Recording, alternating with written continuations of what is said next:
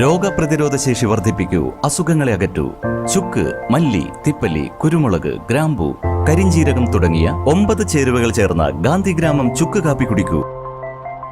Gandhigramam, Wayanad, government boys ഹൈസ്കൂളിന് സമീപം, തിരൂർ, തെക്കുമുറി.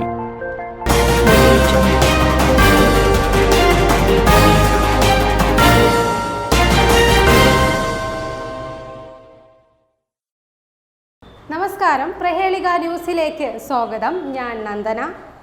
വെട്ടം പഞ്ചായത്തിൽ കോവിഡ് കാലത്തും ഇറച്ചിവിലയിൽ തീവെട്ടിക്കൊള്ള.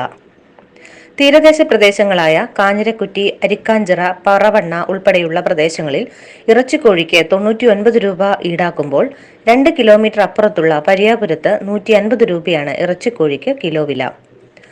സമാനമായ സംഭവം മുൻപും ആവർത്തിച്ചിട്ടുണ്ട്. പ്രതിഷേധങ്ങൾക്കൊടുവിലാണ് വില കുറയ്ക്കാൻ അന്ന് വ്യാപാരികൾ തയ്യാറായത്.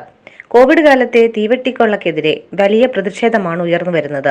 ചിക്കനിപ്പോൾ കഴിഞ്ഞ 2-3 ദിവസമായിട്ട് പഞ്ചായത്തിൻ്റെ വിവിധ പ്രദേശങ്ങളിൽ വ്യത്യസ്ത വില നിലവാരത്തിലാണ് വിൽപ്പന നടത്തിക്കൊണ്ടിരിക്കുന്നത്.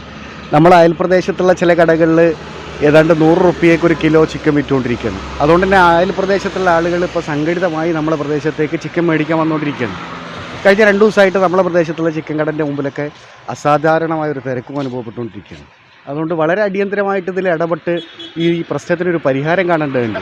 കോവിഡ് പ്രോട്ടോകോൾ പാലിച്ച് തുറന്നു പ്രവർത്തിക്കുന്ന തീരദേശത്തെ കോഴിക്കടകൾക്ക് മുൻപിൽ വലിയ തിരക്കാണ് അനുഭവപ്പെടുന്നത്. ഇറച്ചിക്കോഴിയുടെ വിലയിൽ വരുന്ന മാറ്റമാണ് പല കടകൾക്ക് മുമ്പിലുള്ള തിരക്കുകൾക്ക് കാരണം. കഴിഞ്ഞ ദിവസം ചിലയിടങ്ങളിൽ പോലീസ് ഇടപെട്ടാണ് തിരക്ക് നിയന്ത്രിച്ചത്. നേരത്തെ എത്തുന്നവർക്ക് ടോക്കൺ നൽകുന്ന ശൈലിയും കച്ചവടക്കാർ പാലിക്കുന്നുണ്ട്. പോലീസും വ്യാപാരികളും ഇക്കാര്യത്തിൽ ജാഗ്രത കാണിക്കണമെന്ന ആവശ്യം ഉയർന്നു വരുന്നുണ്ട്. വിലയിലെ മാറ്റം ഗൗരവമായി പരിശോധിക്കുമെന്നും അനുകൂല നടപടിയുണ്ടാകുമെന്നും പഞ്ചായത്ത് പ്രസിഡന്റ് നൌഷാദ് നെല്ലാഞ്ചേരി പറഞ്ഞു. തീരദേശ മേഖലയിൽ 2 കടകളിൽ